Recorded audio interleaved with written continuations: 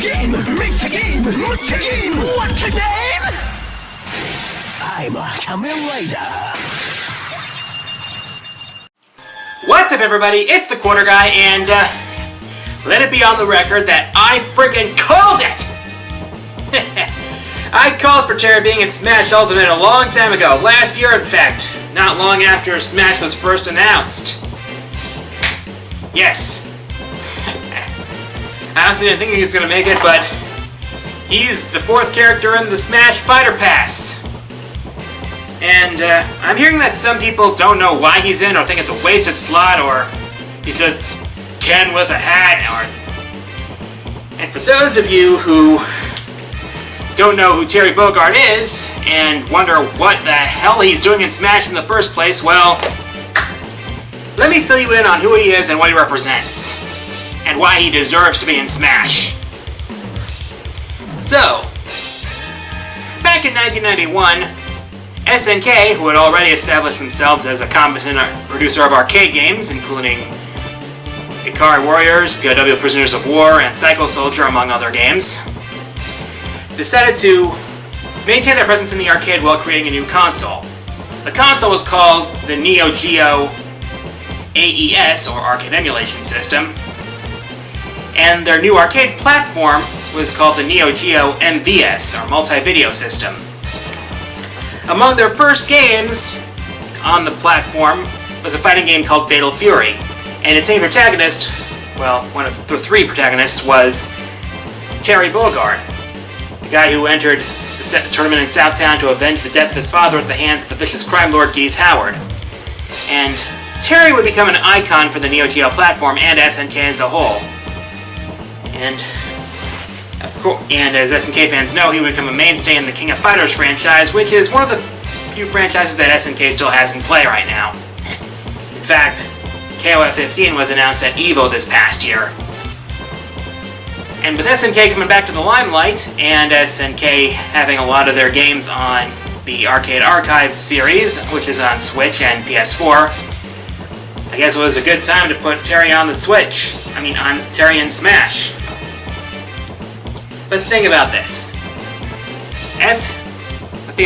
We live in a world where what was once a celebration of Nintendo has become a celebration of video games, where Mega Man can throw down with Joker from Persona 5, where Cloud can face off with the heroes from Dragon Quest, and a Mii can dress up as Sans and blast away against Banjo and Kazooie.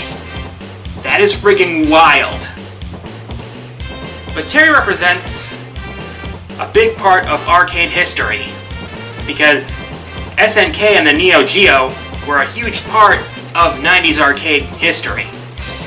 They had a lot of franchises maintaining their place in the arcades. I had a whole list of those back during the 25th anniversary of the Neo Geo. I hadn't played Windjammers back then, so I couldn't put that on that list, but you get my point. And Terry is a symbol of that. Just like the other 3 characters in the Fighter Pass symbolize something. They have a legacy. Well, Joker is a symbol of recent gaming in the past couple of years, especially with the popularity of Persona 5. The hero in Dragon Quest is a huge franchise, especially in Japan, and it's had a significant impact on JRPGs as a whole and their growth. In Banjo-Kazooie, they are an N64 icon, and Microsoft was all too happy to let Sakurai put them in Smash. That leaves speculation as to what the 5th character in the Fighter Pass is going to be, and also what we're going to see beyond that. Yeah, I had a feeling we were going to see more than just 5 DLC characters, considering the success of Smash Ultimate. It's one of the most popular fighting games of all time at this point. And I've got a feeling it's going to be supported throughout the rest of the Switch's lifespan. That's quite an accomplishment. As for who that 5th character is going to be, some people are saying it's going to be Ryu Hayabusa from Ninja Gaiden, which I would be more than happy with, considering he's one of the last NES Legacy characters that hasn't been included in Smash yet. So, that's what I gotta say about that. And next, I've got some updates. So, I'm currently scripting my next countdown, which is the top 10 worst video game trailers. I actually had to replace one because I became aware of a trailer that was recently released that was just so bad that it had to get on the list. So, that's gonna come later this month, hopefully. And, which brings me to next month, which is going to be the next QG at the arcade. And, I'm actually running a Twitter poll right now, a one-day Twitter poll, but, so, because I'd like to see what people want for this coming month, like for October, for Halloween, the spooky month. It's spooky. So, right now the three candidates I'm considering are the House of the Dead series, Splatterhouse, and the old Castlevania arcade game called Haunted Castle. So, head over to my Twitter and, well, if the poll is still going by then. I probably should have extended it to more than just one day. Alright, so for my question of the week, what is the worst video game trailer you have ever seen? As always, leave your answers in the comments. If your comments will be featured in the next episode, here are last episode's winners.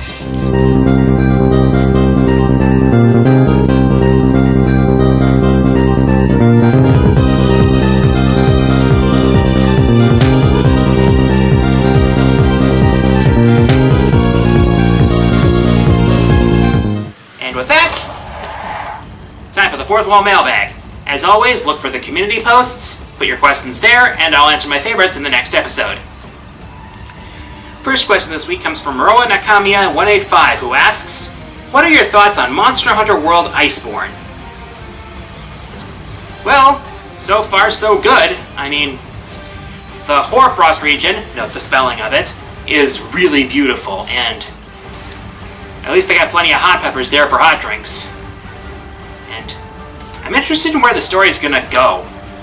Though I will say one thing, the Master Rank monsters, and this to be expected, they just take a long time to solo with high rank gear. Which is why I hope to be able to level up my gear at some point soon, so I can maintain my skills and take care of the monsters there. And it's a good thing I got Honey Muddies for that.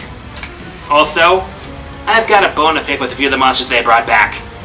Yin Garuga, Glavenus, and the Rajang's coming back. Oh boy, I can almost hear Agnella screaming from here.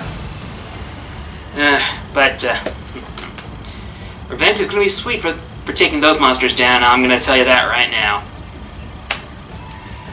Next question comes from Lightrainer, who asks, what are your thoughts on the new Galarian Forms for Pokemon Sword and Shield? Well, I'm glad they're bringing back the regional variants. It was kind of expected, but I'm glad they're doing it. They've only revealed 2 so far, only one of which is from Kanto, thankfully. And the way Galarian Weezing looks is actually pretty funny. And it's actually a deconstruction of its appearance. It looks like a smokestack, which you'd expect to throw out pollution, but it actually purifies pollution inside its body and puffs out clean air. Goodness knows we could use that in real life. But then again, Pokemon is fantasy, so oh well. And it's nice to and I like the design of the Galarian Zigzagoon line and how it pretty much references Kiss. I think even Gene Simmons took notice of it, probably through hearsay because I don't think he's really that into Pokemon. But it's funny how he found out. And it's also pretty interesting that we're actually getting a new evolution out of the Galarian form of that line. I wonder what else we'll get out of that. Hopefully they do the concept better than they did in Sun and Moon, when they just had 10 evolutionary lines. Oh well. Next question comes from the Chainsaw Toaster, who asks, what video game franchise do you want to get a VR treatment? There are a couple I have in mind. The the first of the two ones I'd really like to see is Star Fox. I mean, space combat, high action.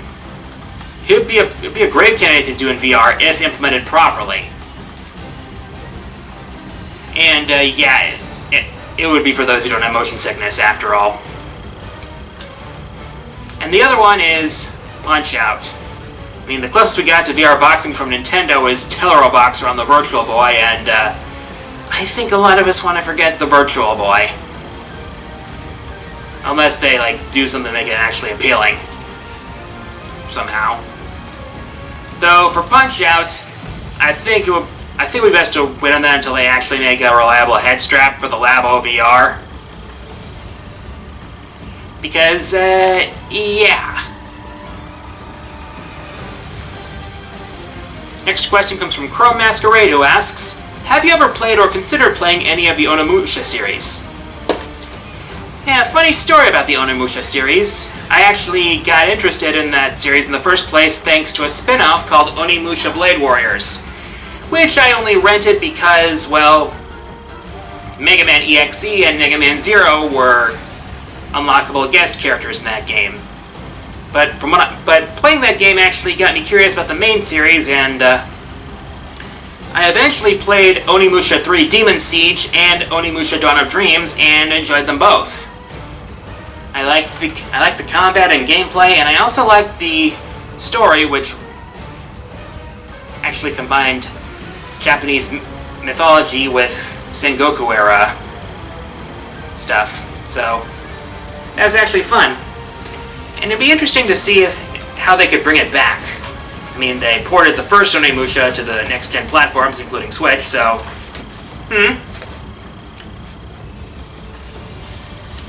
Last question this week comes from Gamer Guy, who asks, if you could collab with any YouTuber, who would it be and what would you do?